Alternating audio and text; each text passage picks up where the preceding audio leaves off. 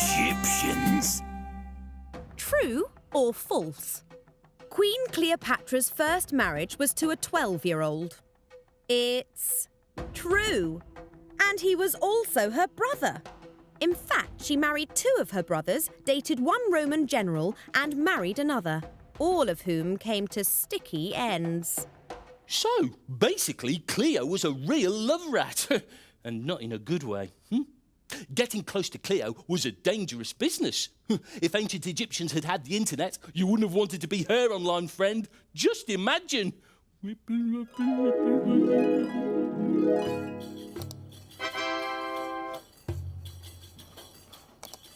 Mark Antony has accepted me as a friend on Mummibo. Excellent. Thanks for the ad. Smiley hieroglyphic. It's him! Hail Queen Cleopatra! Hail yourself.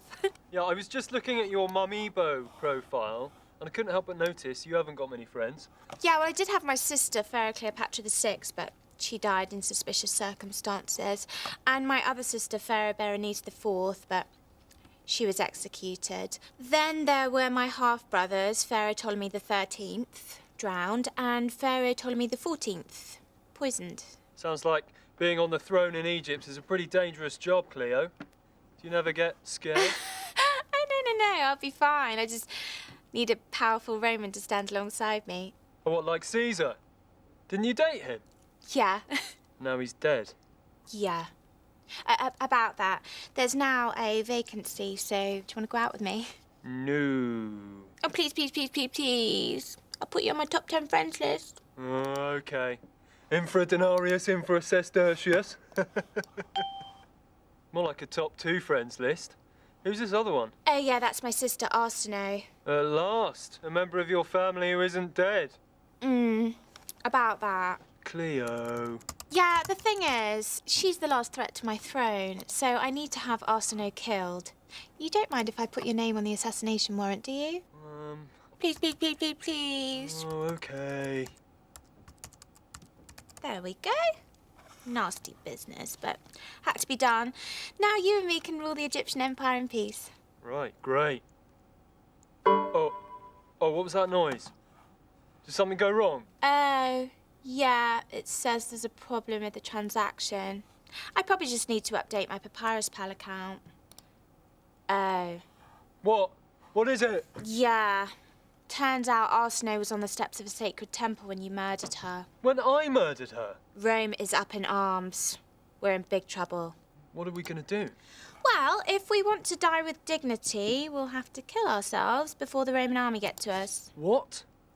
Oh, this is most inconvenient. Oh, well, I suppose... No, wait. I suppose we could pretend to kill ourselves and then just hide. Oh, now you tell me, Cleo. You are literally the worst girlfriend I've ever had. And I've had some shockers. Right. Looks like I'll have to do the same then. I'll get a poisonous snake to bite me. I mean, that's quite a regal way to go. An asp? Hey girls, do you want to keep up to date with all the latest ancient Egyptian trends in makeup, hair and fashion? Then you need to get new Pharaoh Fashion Magazine. In this week's issue, we'll show you the hottest, and we mean hottest, new hair accessories.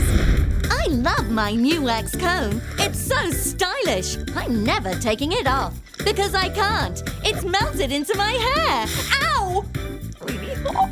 And bold new hair fashions. Don't follow the flock. Wear a sheep's wool wig. I look beautiful. Plus, this season's must-have makeup. There's luscious lipstick made from red powder. Mixed with fat. And fabulous eyeliner made from black lead. It also works as a sunblock and fly deterrent. And I thought I looked ridiculous. Darling, you do. And we reveal the very latest fashion from ancient Egypt. And you thought you had nothing to wear? Yes, you too can go naked like an ancient Egyptian peasant. So for all the latest from the world of Egyptian fashion, don't miss Pharaoh Fashion Magazine. Yours to buy for only 3 radishes and 2 onions. Goodbye toothache, say hello healthy teeth and gums with new Mouse Fresh Max, a revolution in tooth care direct from ancient Egypt. It's so easy to use. Just take one live mouse, chop it in half and pop it into your mouth while it's still lovely and warm. As recommended by leading ancient Egyptian dentists. I recommend Mouse Fresh Max for healthy teeth every time. Mouse Fresh Max, packed to the max with dead mouse freshness. It's mouse-erific! Egyptian Mouse Fresh Max gives a whole new max freshness for maximum fresh freshness with a great taste of dead mouse. Hi, girls. Ever look in the mirror and see this? When you were hoping to see this? Yeah, me too. That's why I follow Cleopatra's beauty regime. And now you can too. Just listen and learn. Tip number 1. If you want your skin to be nice and smooth like mine, why not bathe in ass's milk? Ugh, how long has that been there? It really stinks. Tip number 2. Enhance those eyes by painting them with black lead. Hang on, isn't this like really poisonous? What are you trying to do to me? Looking better already? You bet I am. And this eye makeup repels flies. Well, I'm not surprised, it is poisonous. Tip number 3. Bring a dash of colour to your cheeks with this red ochre made from clay. Clay? What, like they make pots out of? Actually, that does kind of work. It's amazing, isn't it? Tip number 4. And now for the final touch. That beauty accessory that no female pharaoh is complete without. A beard. The Cleopatra beauty regime, because beauty is skin deep and has a beard. It's not funny, it just tickles.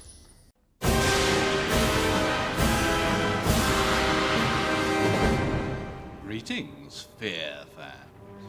I am Vincenzo Larfoff, and this week's scary story is the Curse of Tutankhamun.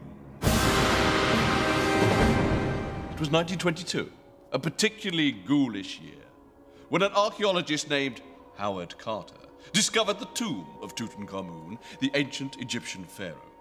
As the dastardly digger crept inside the tomb, he found not only the king's great treasures, but there, in the burial chamber, trapped within a golden sarcophagus, the ancient pharaoh's mummy. As we all know, nothing is more frightening than mummy. Go and tidy your room! And on the wall above the dead king's body was written a curse. Death shall come on swift wings to him who disturbs the peace of the king. Yes, ooh, indeed. The curse was quick to bite. Within a year, the man who paid for the dig, Lord Carnarvon, dropped down dead. And as he did, all the lights in Cairo, the Egyptian capital, went out. At that exact same moment, back home in England, his dog howled in the moonlight. The curse of Tutankhamun had struck. But what would become of the man who first broke into the mummy's tomb? What fate would befall Howard Carter himself? He died years later of completely natural causes. It turned out that Lord Carnarvon died from an infected mosquito bite. The lights in Cairo went out because the electrics were dodgy, and his dog howled, well, because that's just what dogs do, isn't it? It was nothing to do with the mummy. Oh, just stop it. The curse was just made up by the newspapers. Why am I here? Awful Egyptians! Us ancient Egyptians used a clever writing system called hieroglyphics, but it was not an easy system to learn. Check this out.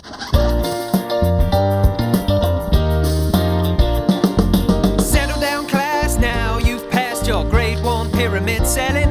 Yeah, the time has come for me to drum some facts into you about spelling.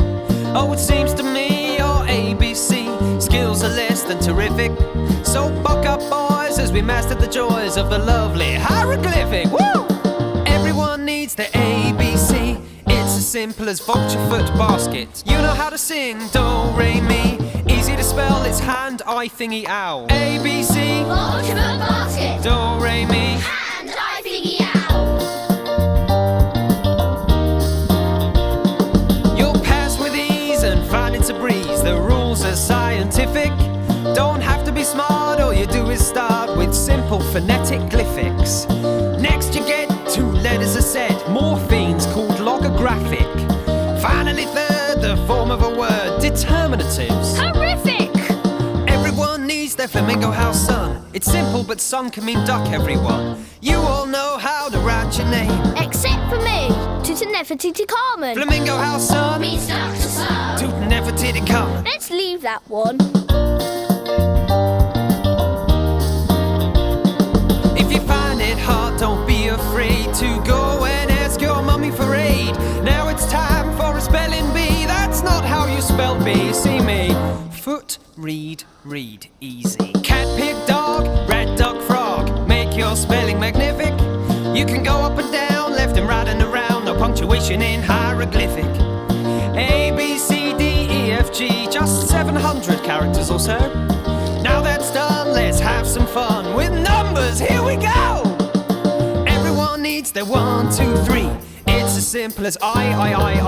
You can all count to 99. Easy to write, it's hoop, hoop, hoop. Hoop, hoop, hoop. Hoop, hoop, hoop. I. 1, 2, 3. 99.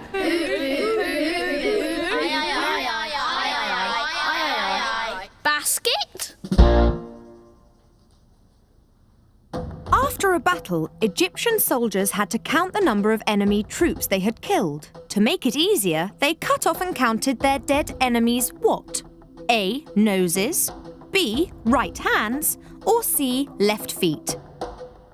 The answer is B. They cut off and counted the right hands.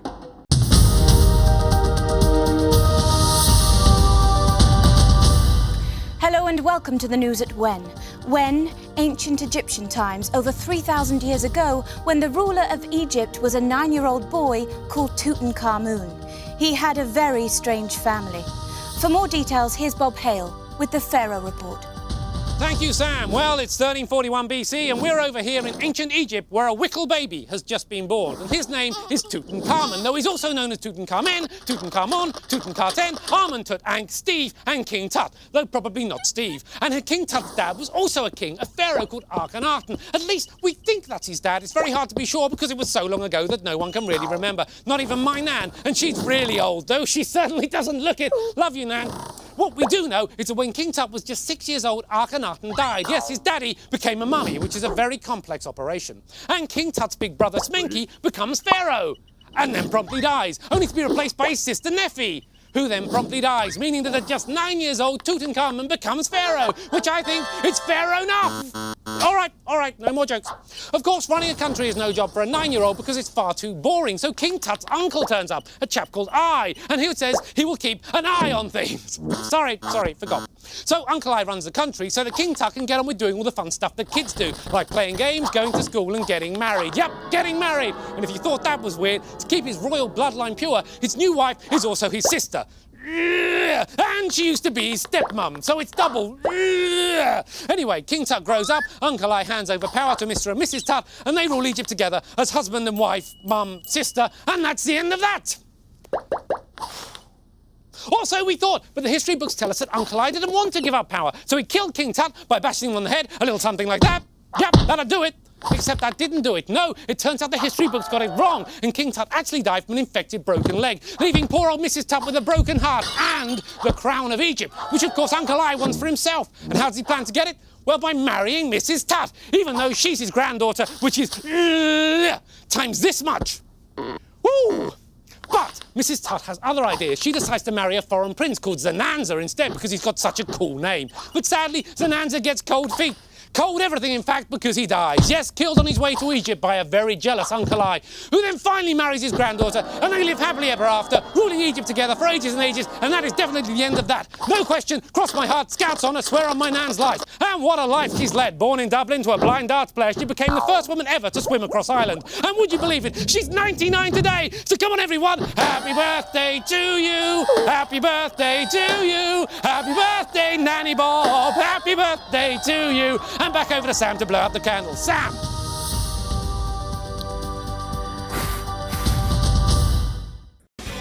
Ghastly, mean and cruel, stuff they don't teach you at school. The past is no longer a mystery. Hope you enjoyed Horrible History.